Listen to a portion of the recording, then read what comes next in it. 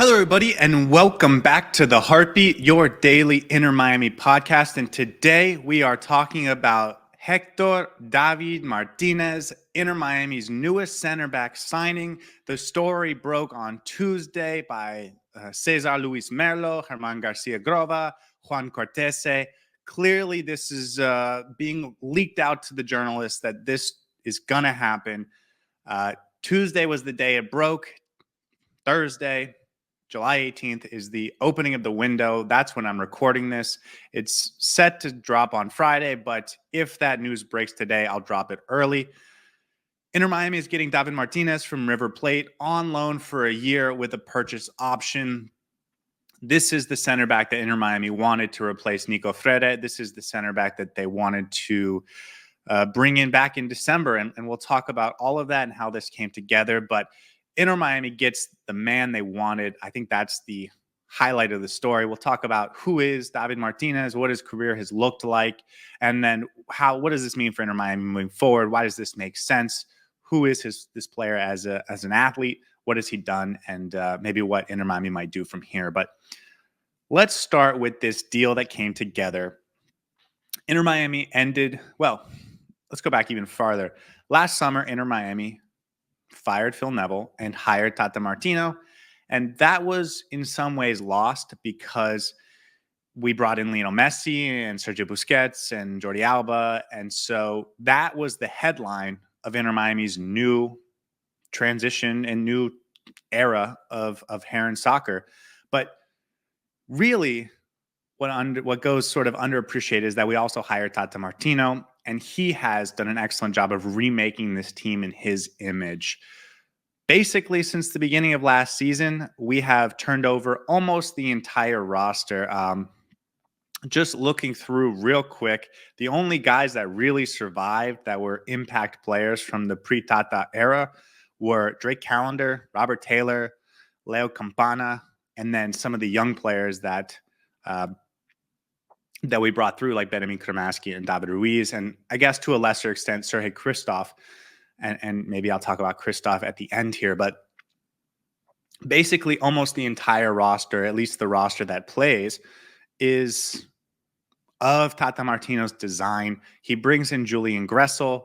He brings in Diego Gomez, Toto Aviles, Facundo Farias, Federico Redondo, Marcelo Weekend, Matias Rojas.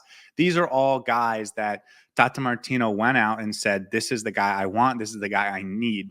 And as part of that, you had to move on a bunch of players. And we lost some fan favorites. Gregory, to a less, being the most notable, but we also, Dixon Arroyo left, Joseph Martinez, Nico Stefanelli, Coco Jean Mota, DeAndre Yedlin. Really, it was an exodus of most of the important players that Inter Miami had in the Phil Neville era. And so the continuation of the rebuild under Tata Martino's vision has continued. And part of that was moving on from Kamal Miller back in December.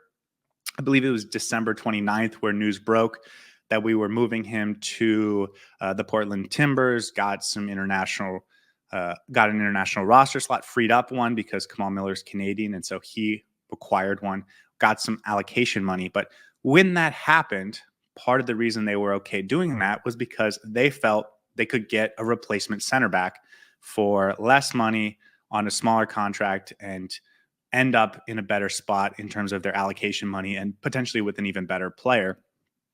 And the guy they wanted was David Martínez.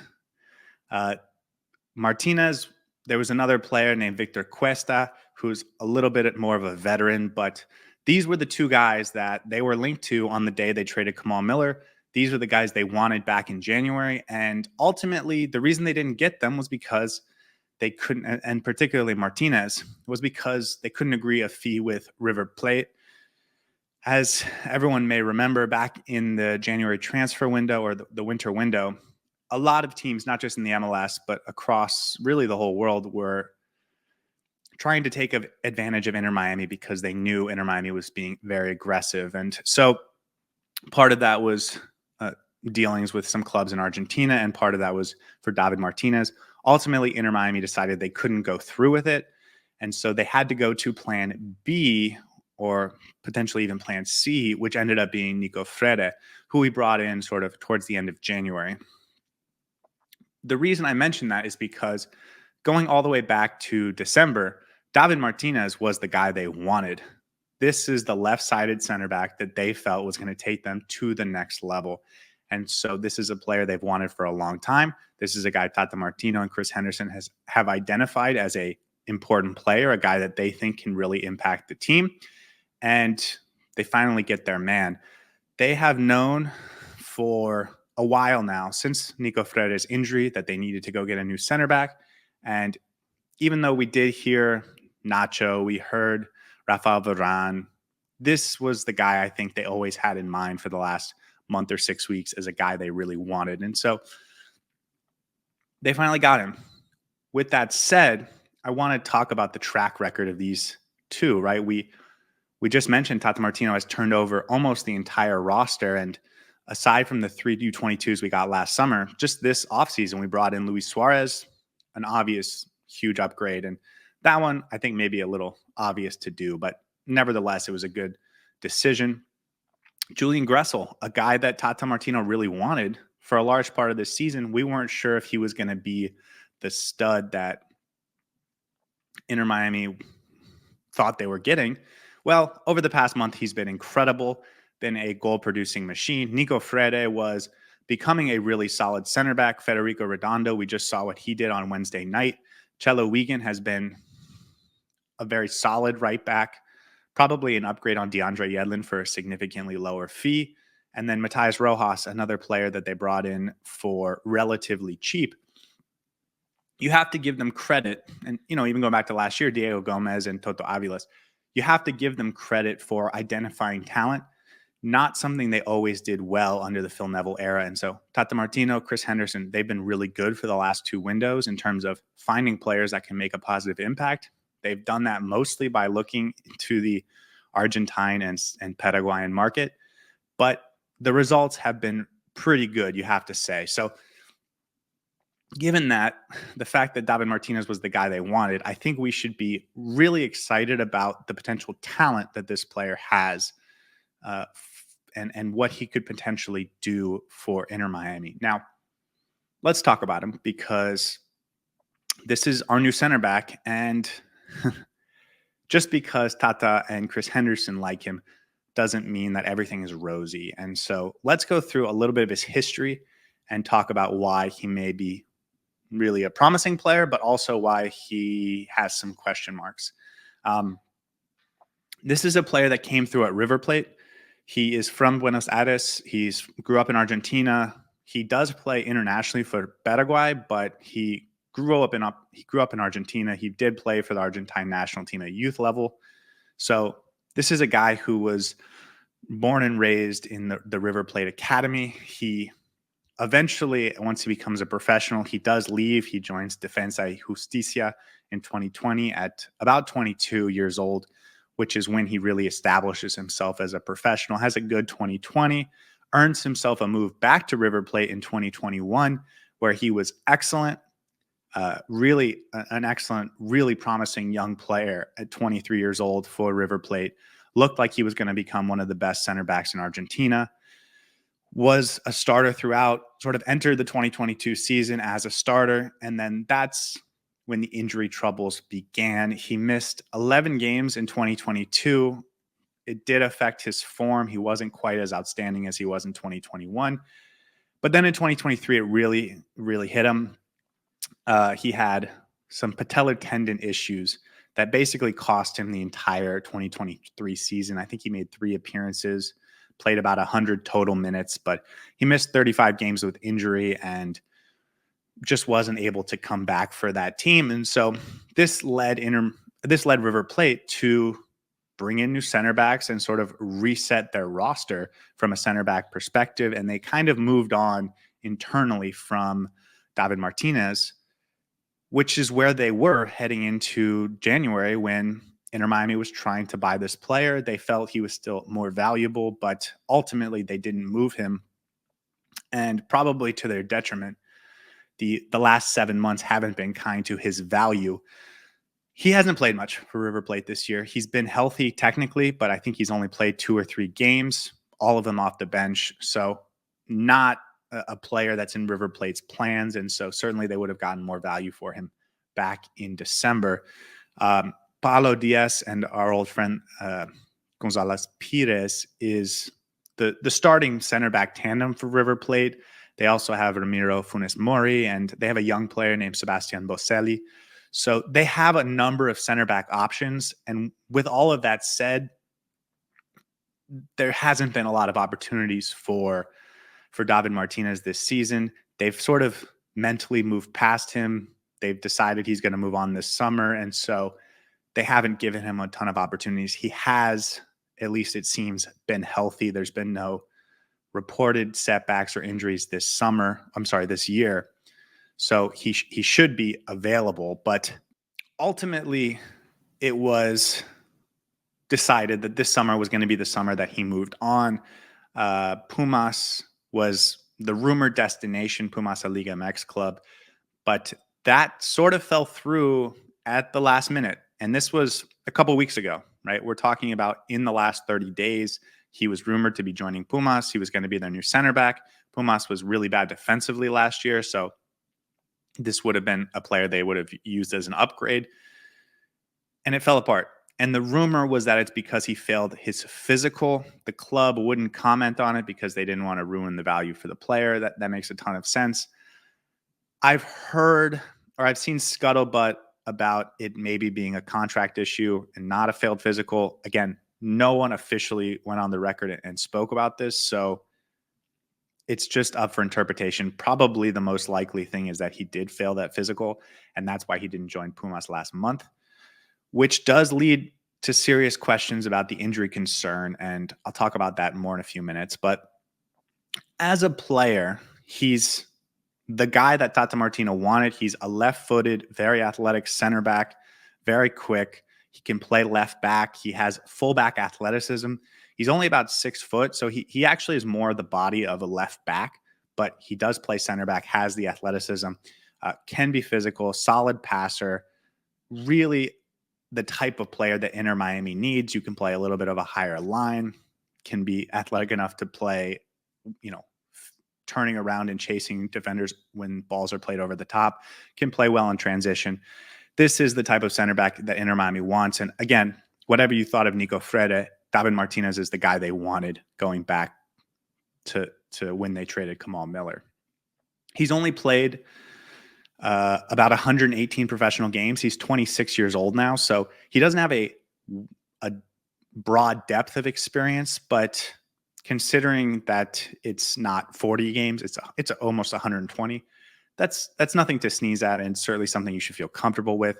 He does have 9 caps with Paraguay, but all of them came before the injury. It's been quite some time since he's played with Paraguay. Most of those came in World Cup qualifying for the 2022 World Cup.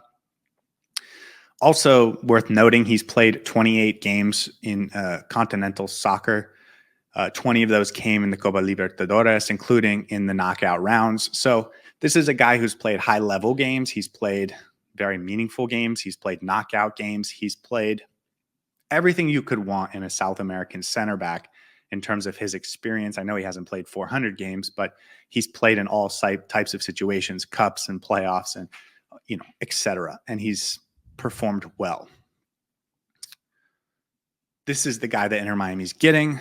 Let's talk about what it means. First of all, the injury concern, I think, as far as the fans, as far as we're concerned, should be real. Obviously, if Inter Miami's going through with this, they feel good about the injury record. They feel good about his potential to stay healthy, but he did maybe fail a physical 3.5 weeks ago at Pumas. So we'll see. I will also add that over the last year, Miami doesn't seem to care that much about the injury record. There were injury concerns about Nico Freire, and he came and he got injured. And yes, he had the ACL tear, but he also had a hamstring question earlier in the season. He missed all the preseason games because of injury. So Inter Miami knew that there was injury concerns, and they went out and got him anyways. And by the way, they gave Nico Freire a significant portion of their allocation money, or their cap charge. Also, Facundo Farias, he was a player that had an ACL tear before he came. I get that an ACL tear isn't necessarily indicative of a future injury, but they certainly didn't have any problems spending $5.5 million to go get Facundo Farias. And again, first game of preseason, he tears his ACL again. So Tata Martino, Chris Henderson, not afraid of injuries, but maybe that's something that as fans we should be a little worried about. As far as what it means for the roster, this is the guy that they wanted, right? They felt that this is the player that was going to make them a significantly better team. They needed a center back when Nico Freire got injured, but they got the guy that they wanted originally. This is the guy they felt was an upgrade on Nico Freire. They felt he was an upgrade on Kamal Miller. This is the guy. And so if he can stay healthy and if he can find his best form, you'd imagine he'd be a real impact player for Inter Miami. With that said, the injury concerns are real, and I wonder if this means you have to go out and get another center back, which I would love, by the way. Inter Miami has long felt like we were thin at center back, and as long as Toto Aviles and Nico Freire were available, you felt solid about the center back partnership. But A, Freire was always an injury concern. B, Toto Aviles was always a guy that wasn't going to be, he's a young player, so he was going to be prone to making mistakes. I'm not 100% confident that if you go get this player who does have the injury concerns, that you're just set at center back. I do wonder if the plan is to get a second center back. I'm sure the club would love to move Sergei Kristoff off the roster. Going back to Tata Martino turning over the roster, Sergei Kristoff is sort of the obvious standout as a player whose salary charge maybe doesn't match up to his talent. And so I'm sure Miami would love to move him on and get another center back if they can.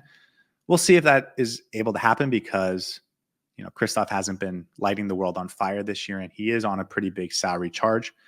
So we'll see. But ultimately, Tata Martino has said twice now over the last couple of weeks that he doesn't feel Inter Miami is as good as the Columbus Crew, as FC Cincinnati. He feels like there's room to grow. And that means it's Tata and Chris Henderson's time to make that happen. They got the center back, but ultimately this is just the replacement for Nico Freire. And so if Tata Martino was having these concerns prior to the last couple of weeks or prior to the, before Nico Freire got injured, what does that mean for the rest of the roster? Do they want more attacking help? Do they want more midfield help, specifically maybe a 6 or a number 10? Do they feel good enough about the right back situation? Do they want a second center back? There's a lot of reasons to feel like this team could improve. There's a lot of ways this team could improve if they really went out and were ambitious. We'll have to see if that's the case. One thing I want to mention, because I don't think I've mentioned it on this podcast yet, is that the MLS was planning to add a second buyout this summer so that teams would be able to use a one-time buyout in each window, both in the winter and in the summer. Inter Miami already used their one-time buyout on Coco Jean. You would imagine if there was going to be a second buyout, they would use the second one on Nico Freire, which would open up an international roster slot. It would open up a lot of salary charge space. That was reported over the last 48 hours that that's not going to happen. So huge blow to Inter Miami's potential flexibility this summer. Ultimately, it'll be interesting to see what Inter Miami does from here, but they get their center back. And again, I'm sure Tata Martino is very excited about this player. He was in Miami for the game on Wednesday night. He's clearly met the guys. He's going to do his physical. I expect this to get wrapped up almost immediately. And he's going to have to get his work permit and everything. But I think there's a chance that he's in the lineup for that opening game against Puebla in the Leagues Cup next Saturday night. I definitely expect him to see him in the Leagues Cup, assuming the physical goes well and there's no concerns. And Inter Miami wants to follow through with this. And I expect that to happen. This is the guy that Tata Martino and Chris Henderson wanted, and they finally got him. And so I'm sure they're very excited. And I think that means we should be pretty excited about what this player could be. It's been a very long time since he's played consistently, but if he can play consistently and if he can find his form, this is the guy they wanted. So we have to give it to them. We have to give well, we're going to have to give them the opportunity to prove that this was the right decision, and we'll do that shortly. Guys, as always, I will see you tomorrow. This was the Heartbeat Daily. Hope you have a wonderful day.